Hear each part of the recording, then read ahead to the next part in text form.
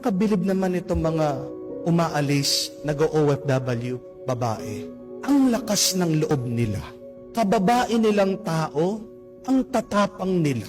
Lalong-lalo na pag nasa ibang bansa ka, walang kasiguraduhan. Di po ba? Hindi mo alam kung sino magiging amo mo, kung mabait ba yan o abusado. Hindi mo rin alam kung ano mangyayari sa'yo doon. Baka lokohin ka, baka kidnapin ka, baka i-rape ka.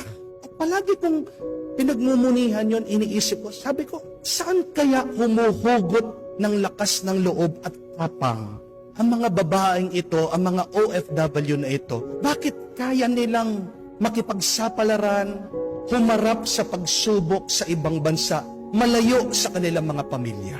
And it is there that I consider deep faith and love.